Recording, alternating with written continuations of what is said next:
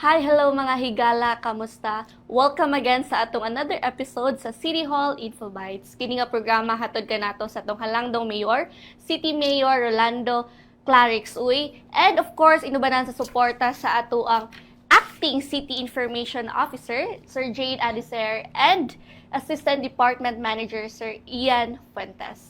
Kining programa mga higala no ato ning gibuhat para makabaluta unsay mga recent updates sa ato mga department or offices diari sa City Hall. So karong adlaw mga higala no, I will be your host. My name is Davi Montalvo and karon mauban nato ang the Public Information Officer sa CIMICID or City Management Information Systems and Innovation Department, ang Acting Division Chief for Research and Innovation Division. Let us all welcome Ma'am Rosalyn Jane R. Olores or Ma'am Rose. Hi, Ma'am Rose. Hello po. Maayong May adlaw. adlaw. Kamusta man ka, Ma'am? Okay Kulba Okay, gamay. okay na. Dito ta magkulba-kulba. Anyway, so sugdan ako ang pangutana ma'am no sa kanusa ba na establish ang CIMICID? Tapos unsa ba yung reason niya nga namugna ni siya nga department or kani nga opisina? Actually, na-establish jud ang CIMICID ma'am last 2014. Mm-mm. Pero dili pa siya CIMICID. ICT-GIS pa siya, Information Communications Technology, Geographical Information System, which is under siya sa executive order nga ICT-GIS EO 107, o kana siya ma'am, 107-2014. And then after couple of years, nahimo na din siyang office, which is the City Management Information System Office, with the budget ordinance number 13578-2019. And medyo gamay-gamay pa may ana nga time, and right now medyo nidako na jud and nahimo na jud mig department, which is the City Management Information Systems and Innovation Department, last 2021 with the ordinance number 14184-2021. So, and also to answer your question ma'am regarding sa unsa ang rason sa pag-create jud sa CIMICID is the local government wants to centralize the ICT operations jud sa ato ang lokal no, and also gusto pud ta nga molambo ato ang digital systems and paingon na jud pud ta sa digital transformation. And also aside from that, since na naman pud tay mga systems, ato ang mga decision making innovative nga mga systems kay data driven na siya. So mao na siya ang rason nganong need jud sa LGU, need jud sa isa ka LGU ang isa ka department, which is right CIMICID. now it's CIMICID. No, ma'am, you have mentioned magud no nga ang CIMICID is more into ICT operation. So, I just like to ask lang yun no kay of course basin na po yung mga tao nga confused unsa ba yung difference ni DICT og ni CIMICID kay more same ra magud sila og line of work na. So, unsa ba yung difference na niya, ma'am? Actually, ang difference jud niya ma'am is si DICT is more on national level jud na siya. So sakop jud na siya niya tanan. And sakop na niya tanan jud nga. For example, Cagayan de Oro, inana. But for us, we are the localized version of the ICT. So medyo same ra siya function, but instead nga people amo ang focus, we are more focused on supporting the city government in terms sa digital transformation jud. And pag-digitalize pod sa mga processes sa city government. So, ang ito lang klaro, no, ang DICT on a national level and then ang CIMICID is local siya dari sa tong City Hall. Alright, so, ma'am, given nga nastoryahan na nato no, kanusa na-establish ang CIMICID, unsay reason sa pagka-create niya, unsa pud ba yung mga mandates sa CIMICID nga isip ICT arm dari sa tong city government? Actually, ma'am, before ko mag-discuss anang kung ano mga functions jud namo is mag-start jud ta sa muhang head, Sir Shout Zalfred Anthony Ticocon. Siya jud ang kuan sa amo ga facilitate, siya ang gadala jud sa tibuok opisina no. So from budgeting and halos gani si sir na jud tanan, like kabalo siya sa tanan, kabalo siya mo code, kabalo siya network, kabalo jud na siya tanan. So siya jud ang ga-oversee sa tanan nga functions sa sa CIMICID. And with the help pod ni ang acting assistant department manager, which is si Ma'am Mary Joy Meca Villarin. She is the one nga mo take over once nga na ay mga meetings si sir, and also pod ga manage pod na siya actually si Ma'am og mga systems, and gahandle jud po na siya sa amo ang jud pod and sa amo ang day-to-day nga operations, and especially pod sa planning. Siya jud ang brain jud usually sa planning namo. And to start na dayon sa functions and mandates jud is naatay upat ka divisions, ma'am. So mag-start ta ni software development and database management nga division. So sila ang ga-develop sa ato ang mga systems. So kung kabantay mo na atay mga systems na ginagamit sa City Hall, sila jud na ang ga-code ana from data gathering to development to deployment, sila na siya. Sila pod ang ga-maintain sa ato ang database, and also sila pod ang mag-train sa ato ang mga focal persons. Yes, Mo ni sila ang katong- mga behind the person sa yes, CIMICID. katong pinakauna nga gi-show. So mo na sila no, like mga bagtik jud na siya namo nga mga developers jud. And with the pod namo ang pinakagwapa nga nag-iisang babae sa software development and database management division, Ma'am Tin, headed by our division chief, Sir Ben Samago. Siya ang division chief sa software development and database management division. Power kay no siya rigid isa. And for the second one, we have the system administration and hardware maintenance division. So sila actually ang ga-maintain sa atong campus LAN. So kana sila, gamay lang sila pero bagtik gihapon jud pud na sila. So sila ang ga-maintain sa atong campus LAN, sa ato ang mga ICT equipments here sa City Hall, from procurement to maintenance. Sila jud na siya ang duulan, and actually sila jud ang suki jud kay na sila sa help desk namo, which is system nga ginagamit para dali may maka-respond sa mga needs sa City Hall. So sila ang in charge ana, and also with the server, ang network administrator pod ang ga manage anang server, and also that division is headed by our acting division chief, the division chief rather, our division chief, Sir Manel King Kilasio. And then sa next nga division, we have the administrative and training nga division. Actually, grabe kayo, daghan kay girls si Ma'am MJ di ay ma'am. Kay siya pod ang acting administrative officer.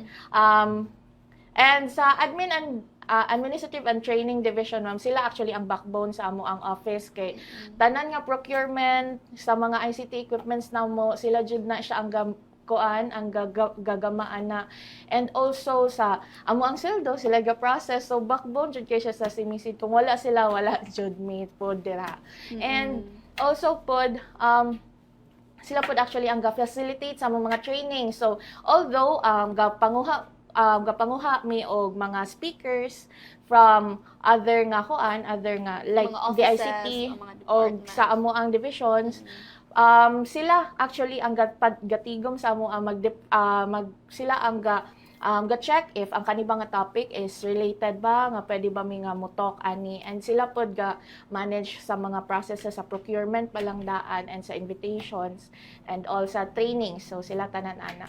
And lastly, sa way pabor ako ang division, the research and innovation division. Actually baby pa kay ni siya nga division, ma'am. Na-establish ganit ni siya, natauhan jud ni siya last 2024.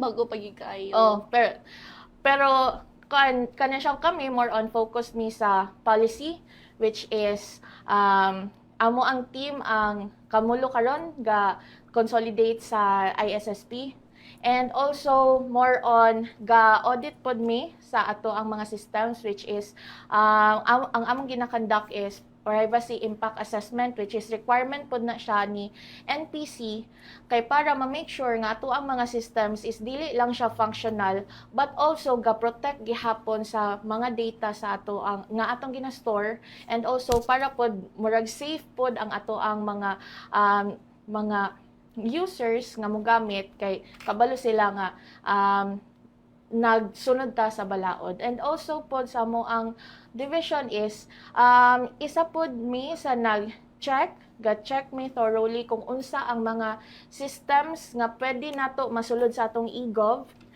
Actually, napasulod na nato ang duha ka eGov, for eGov na system. It's the Cagayan de Oro nga website and also the CSWD. And for now kana pa, but we're pretty sure nga sa sunod nga mga months no is daghan na tag mabutang sa atang eGov. And I guess that's all for God. Alright. So, ma'am, given no katoy mo gipang-ingon no mga functions sa CIMISID, unsa ba yung mga major systems, ma'am, nga gina-manage gid ninyo di ani sa City Hall, no? Unsa yung mga gina-develop sa ni CIMISID? Actually, medyo ubay-ubay dyan yung lista. Sige. So, mag-start ta sa frontline nga services, ma'am. So, naatay sa CSWD, kung kabalo man dyan ta natay PWD ID, senior citizen, solo parent nga registration, and also naapod tay CSWD management system, which is nanadira-tanan.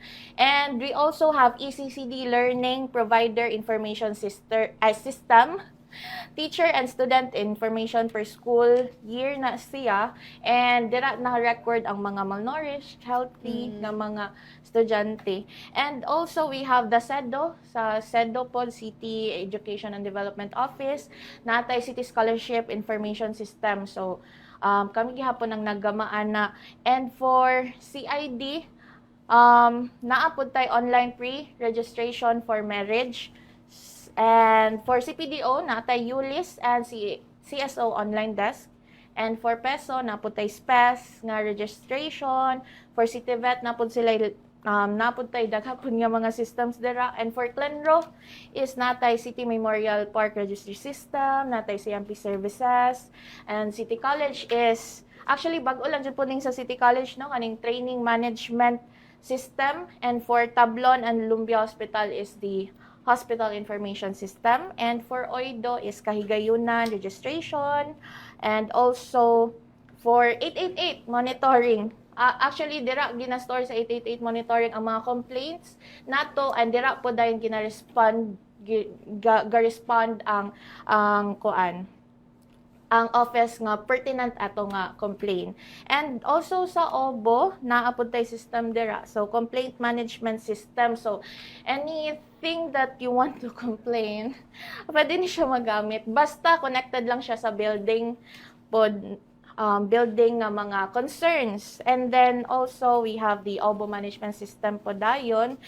And we have the queuing system. So, every People's Day, sa OSCA, natay queuing. Sa BPLD, napod tay queuing, CHO, ug OBO.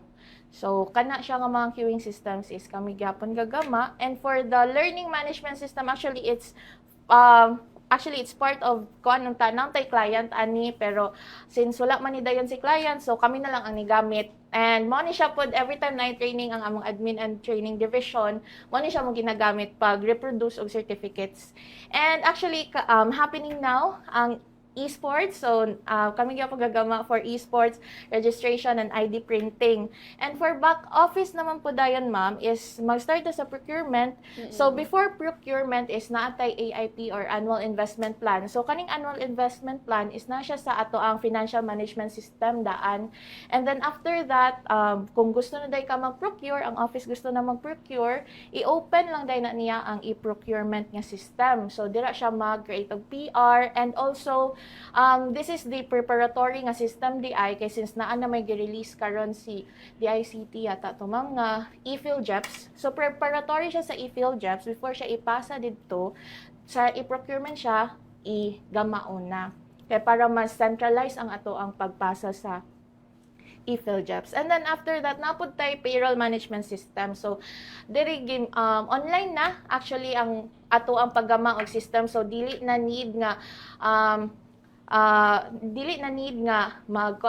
mag-manual pa ang pag-compute and everything, na siya sa system daan. And dira na po iage sa budget, makita na siya kung i-open lang tong payroll management system, makita na nila sa accounting, dira na nila i-audit, and up to sa finance, actually dira if ever ma-release na siya for kuan na siya for salary na siya. And also, napod di ay document distribution system which is owned by the city admin. So, ang document distribution system is there's a city hall. All of our documents are centralized na. So, kung gusto ka magpadala og letters or correspondence to other offices, so, i-upload lang nimo siya, tapos mag-select lang din ka kung unsa nga office nimo siya gusto i-send. And also, makabalo po ka if na-view nila or gi-download nila ang imuhang document, no? So, para po transparent nga, makuha jud na to nga, na-view na jud ni siya niya. And, okay, so, last two, barangay document distribution system. So, bago lang jud gihapon pud ni siya, ma'am, no? So, para easy na po dayon sa if ever ang mga barangay gusto mag-send og document diri sa LGU, dali na lang jud kayo kay online naman lang siya. Dili na ka need mag-anhi pa diri sa City Hall. And for another one is pinaka-useful jud sa tanan is the help desk. So, diri sa help desk, ma'am, is if ever na ay trouble sa inyong computer or sa inyong printer, call lang din ninyo, filean lang ninyo siya ticket, and then i-assign na dayon sa amo ang head, division chief sa system administration or among division chief pod sa software development pod nga division, depende na kung unsa siya related nga concern, pangitaan din na siya niyag technical person nga pwede mo resolve ana nga case. And lastly, dili jud ni kalimtan kay kaning tourism management information system kay actually, ma'am, kaning TMIS is na replicate ni siya actually ni anhi diri sa Iligan, gusto siya pareha sa ato nga system. So para dili na sila mag-create og ilahang kaugalingon, nag-ask sila if pwede nila i-replicate sa ilaha, like mag-ihatag na to ang atoang system sa ilaha. So karon ginagamit na pud nila, which is dira gapasa og mga data, statistical data ang mga tourism related establishment kay para dali na dayon ang ilang reporting sa DOT. So ingon na tanon like knowledge sharing jud ta sa Iligan and or technology transfer jud ta sa Iligan kay para dili lang kita ang Mulambo and other LGUs as well. So, I guess that's all po. Alright, so murag daghan jud kayo. Pero Pero murag more in short pa ang CMIS is more into kuan gid siya sa mga system gid siya ana. Kamo gid ang gahandle sa mga online registration, sa mga website. Now, ma'am, question nako, katong gud imong gipakita, of course makita man nato no katong mga example gi-provide nato nga katong in every department na gyud. Unsa bay ka nang requirements or unsa bay mga steps nga gabuhaton in each department if for example gusto sila magpabuhat og ani nga mga website or mga system, unsa ba makatag ba sila letter ana or nabay lain process para ma-provide ninyo sa ilhang kinahanglan? Okay, so actually, ma'am, ang start jud ana is si product owner jud. So as product owner, ang product owner di ay is ang requester nga party, which is ang department nga gusto magpagama og system. So maghimo sila request letter, ipasa nila through DDS, di ba? Advertise ta DDS. So pagkahuman makita dayon sa amo ang koan in charge nga gusto sila magpahimog system, then pangitaan din na siya schedule, i-make sure lang nila nga naay contact person, ma'am. Actually dapat na ay product owner nga focal person kay para maora amo ang i-contact, dili na si department head. So after that makig-meeting dayon si koan, ma-assign man na siya sa software development and database management nga division. So assignan din na siya o project manager o developer, and then makig-talk na din sila sa system requirements, and then after that okay na himuan na din siya system analysis and design. So before manggod mi mag-develop, ma'am, as much as possible no nga makita daan ni client kung unsa iyahang gusto. So sa system analysis and design na dira ang wireframe, which is image na siya or design na siya kung sa mock-up nga itsura sa imuhang gusto nga system, and then naa po dira ang detailed system description kay para makabalo jud mi kung unsa jud ang mga needed ni system, and also na po dira ang ERD, mga technical na po dayon, and also na po tay commitment nga statement didto nga from development to deployment suportahan jud sa nagpahimo ang paggamma jud sa system. And then after that, nagkapirmahan na dayon sa system analysis and design, magsugod na dayon development. And then after sa development, i-check pa na siya sa project manager. Actually, isa ra ang project manager and QA for now. So, kana siya i-check pa na siya if okay, good for deployment na ba siya. So, pag deploy, before day sa deployment is i-present pa na siya actually ni samong head ni Sir Dimbo, and head po dayon sa software development and database management nga division nga si Sir Benz. I-check pa na po nila kung ready na ba jud, okay na ba jud siya, like wala na ba jud tay pwede madugang pa anak nga system. Anha pa dayon siya dayon i-deploy na dayon sa sa product owner. And pag deploy na dayon, once nga okay na, na dayon siya, testing na dayon siya, and deployment na jud totally. Ma'am, after sa deployment no, katong system nga inyong gabuhaton, kamo na bay ang office na ba ana mag-handle sa ilahang website or system, or appeal pud mo maka-handle pa po pud ba ana? Actually, ang kuan siya ma'am, depende siya sa pag-handle kay ihatagan mo gud na mo sila admin nga access. So kami jud is more on technical support na lang dayon kay sila na dayon magpadagan ana. So if ever naalang sila problema, naka-encounter sila bug, dira na dayon mo sa si help desk. Alright. Kasi na Japan mag-support lang. Support ka jud gihapon. Okay. So ma'am, question last na lang po niyo. Dadi nga talking point sa ato no. Kaning every higala nato no. Ay higala nato. Naman jud more into digitalized naman gyud ta. So for example, if naay mga events no kanang need og judging, di ba sa una is more on papel pa man gyud ta, sulaton pa man gyud na nato. Kadon man gud ma'am is pwede na sa laptop. Kamo ba'y ga buhat ana sa mga tabulation ma'am, or ga tap na sila sa lain? Unsa ba'y mga kuan ana? Yes, actually ma'am, every event nga na I need og tabulation, ga-request na sila sa amoa nga gamito nila ang tabulation nga system. Kay actually any department or any office can use the system man.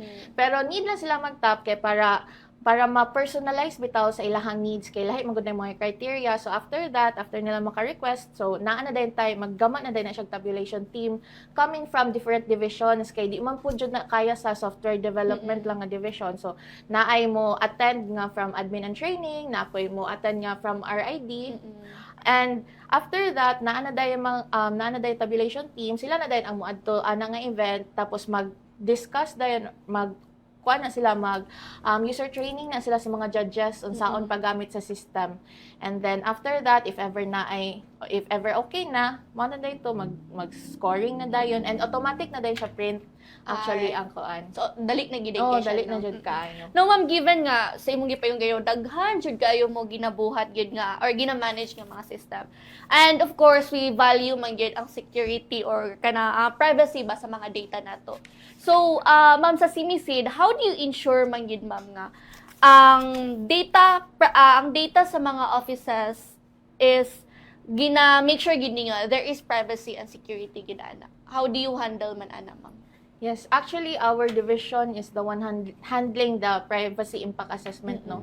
Isa na siya sa dakong lakang sa amo ang office nga para ma-ensure jud nga ma-check na mo if kani siya ba nga system kay kana siyang protected ba si client ani, naa ba siya data privacy notice, naa ba siya data sharing agreement if ever i-share ang data, if naapod by NDA, non-disclosure agreement sa mga mugamit ani, i-make sure jud na namo ma'am kay para after mahuman na dayon silang PIA, naa man pud dayon tay gina-applyan nga seal sa sa NPC. So after na dayon na siya okay, so that means that actually nanatay seal karon ma'am sa gikan sa NPC. And also the compliance check visit deficiency kay nagbisita po diri si National Privacy Commission para i-check jud kung ang ato ang pag-protect sa atong data, and na sila checklist nga gihimo. Actually most of that checklist is naka-comply na ta, pero nalang jud uban nga need lang jud siya i-improve. And also kana siyang, but aside from that, na magyapon tay ko ana kana siyang nagki-coordinate na pud mi sa ato ang DPO, Data Protection Officer, si Attorney Villablanca, kung unsay mga next step kay para within this year ma-comply na to nato tanan. Actually silang ma'am ang nag-check sa ato ang mga systems, nag-interview gani na sila og mga offices pod kung naka-comply ba sila.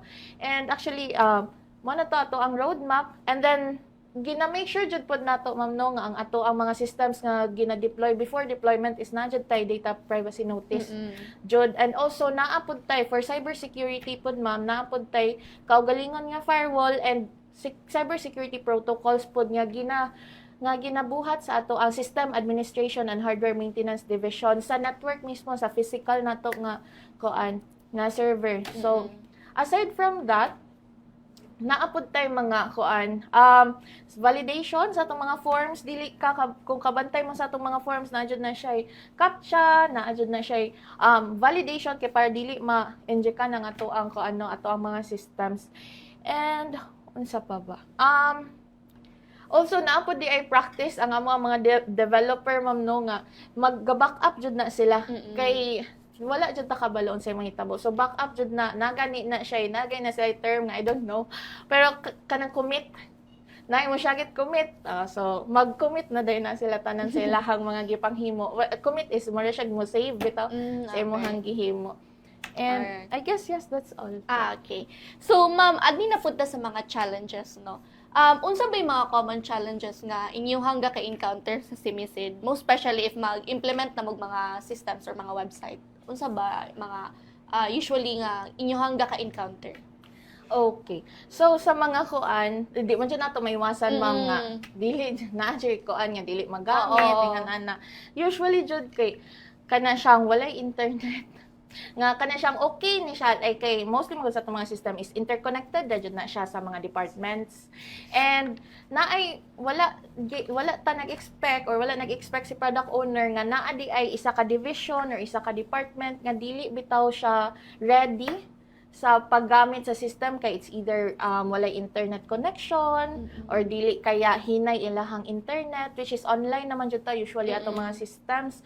And also pud walay mga device shared pa ilahang mga device sa others, so mag-iso jud siya og gamit og naa pud na siya usahay ma'am nga kana siya user capacity na jud pod nato kay naay uban nga mas ganahan nga manual, mas kay since gama naman gud na nila ang manual and bag-o jud kay na sila hang paminaw ang kanang magsulod sa internet, magkuan, mag-input, mas gusto sila kinamot ra or manual ra jud. So kana siya isa pud jud na siya sa challenge namo no, which is I'm pretty sure nga part pud na siya actually sa mo ang mga trainings before the basic computer literacy kay we want to equip our our users unsaon jud siya paggamit sa computer kay dira man jud ta mag-start unsaon paggamit sa computer. And also pud ma'am, isa pud ana is okay na deploy na siya pero naka-decide si client nga dili siya mo push ani nga project kay sila na lang mag-develop. Ilahan na lang nga developer kay actually naman good po jud tay mga developer po sa each nga offices, so naapod sila kaugalingon ng server, so sila na lang kay siguro mas paspasan sila sa ingon anak nga kuan. And but we respect that and we acknowledge that pod. And I guess that's all. Kay of course no, dili man pud ingon nga kanang kaya ra nila gid nila although need lang pud og help siguro si CIMISID ginana, pero pag kaya ra nila okay ra man ma'am. Yes. So ma'am, sa mga day-to-day operations po dari sa tong City Hall, unsa may mga impact ani atong mga systems nga ginabuhat ma'am? Isa na jud ana is efficiency no, and transparency, faster services, and record tracking. So in short, digitalization gyapon ta paingnan. And actually naa jud tay isa ka mantra nga not really the paperless but less paper, kay di man jud nato siya mawala ang papel sa atong kinabuhi. Kay kaya siyang aside sa COA ma'am nga kuan nga need jud sila hard copy. So as much as possible we promote less paper na lang instead.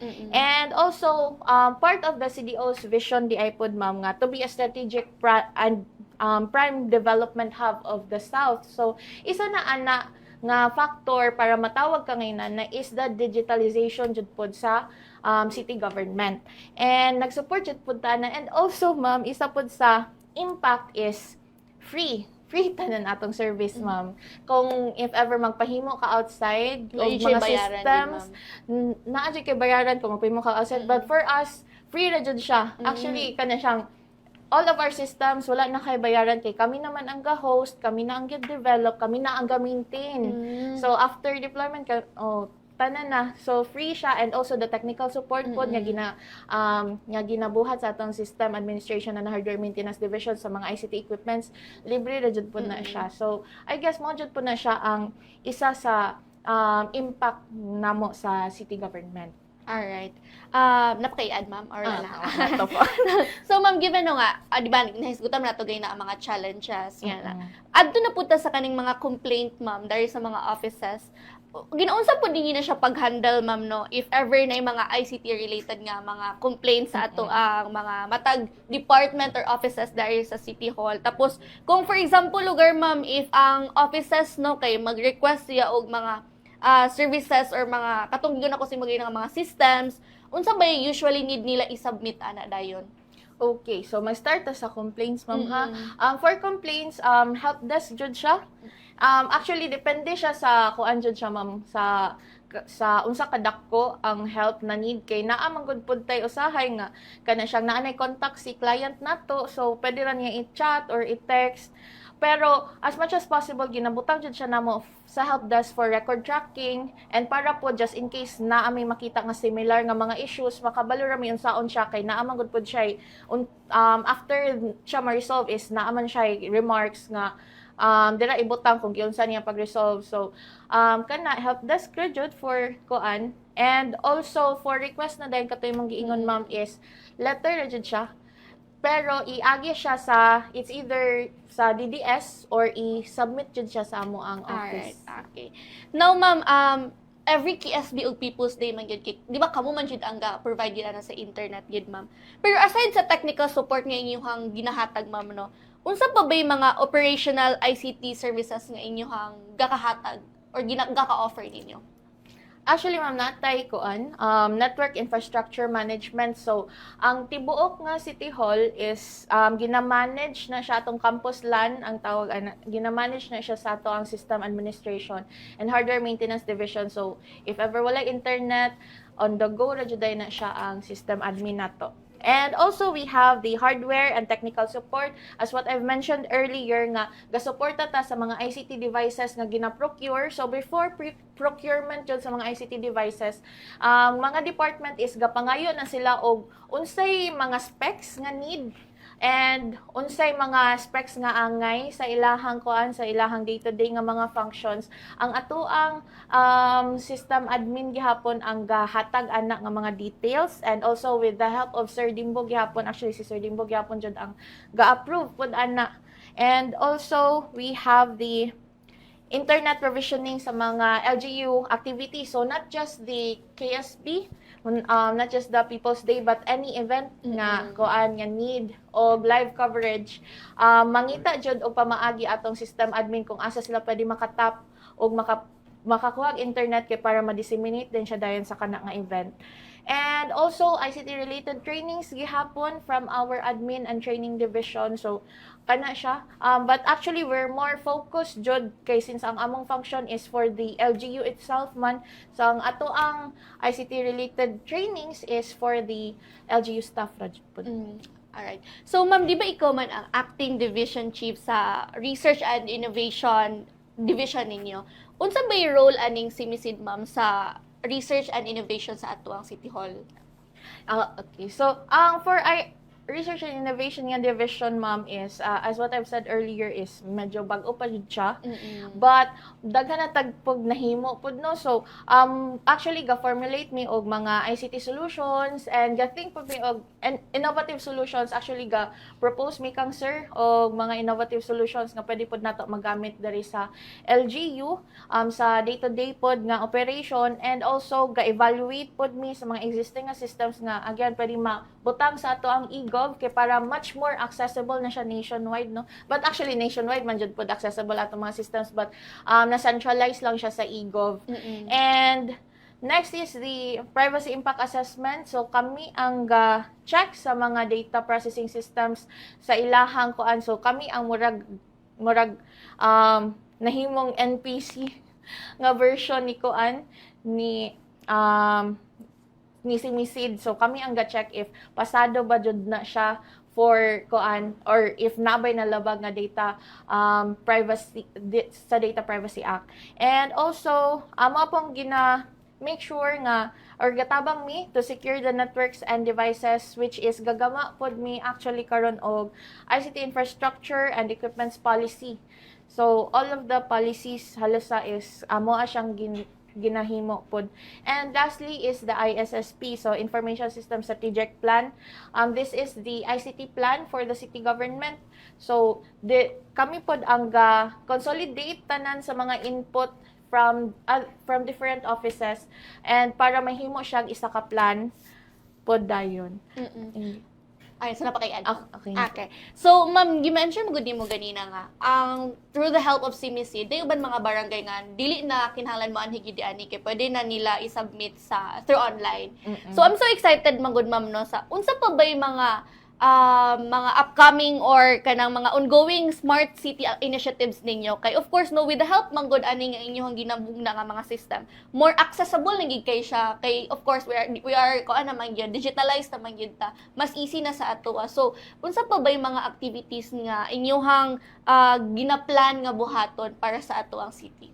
Yes, actually relevant kay pud among ginahimo karon kay since gama man may koan ay SSP, naadira naka-indicate ang mga smart city initiatives na gusto himuon ni department, which is with pwede ra pud jud mi mag-support ana. And also aside from that is napod mi project with headed by amo ang acting assistant department manager Ma'am MJ, which is the data center. So kana siya hopefully ma-realize na jud pod na siya, no. Actually na naman jud tay ko na naman jud tay kagalingon nga server and all, pero mas nice man gud jud ni siyang amo ang gi-propose nga data center kay dira na jud maisa na jud. And also for FOI, freedom of information pod, at least makakuan ta, maka-provide pod ta ana sa ato ang LGU. Pero ma'am, unsa bay long-term vision for ICT development sa Cagayan de Oro kaning si CIMISID? Okay. So actually ma'am, naatay ICT CIMISID nga vision po, which is to be a highly competitive information and communication technology driven city government, which is mo jud na siyang ato ang ginapanlantaw no sa tibuok city government. And also we have our mission to do that, to serve the city government of Cagayan de Oro by providing a reliable, accurate and efficient ICT solutions and services while continuously innovates technology to meet the needs of our clients and stakeholders. So, to do the vision, we have that mission nga ato ang ma-provide jud ang efficient nga ICT solutions and services. Alright. So, ma'am, given nga katong giingon no nga, one of CIMISID vision and mission is to provide ICT solution and services magyudar sa Cagayan de Oro. So, unsa ba yung mga trainings or mga capacity building programs nga inyong gina-provide sa CIMISID, ma'am, para mas mapalambo pag yun nato ang atong syudad? Yes, actually we have the trainings before na atay basic computer literacy nga training. So any office nga need siya basic computer literacy, naa na siya kuan from simple to kuan na siya advanced level na natay basic computer literacy, naapod tay cybersecurity and data privacy nato nga training, and also sa mga productivity tools naapod ta. And actually magdepende ra jud na siya sa i-request ni client, no, kay kami pangitaan jud na ho pamaagi kung kinsa jud ang fit for that role nga pwede maka-speak ana. Alright. No, ma'am, kanang pwede ba mo duol pod ang dili taga City Hall ginani para maka-avail sila ani nga mga trainings, mga capacity building programs? Pwede ba na sila mo duol? For example, kanang mga barangays, mga ana, pwede na sila mo tap sa inyo?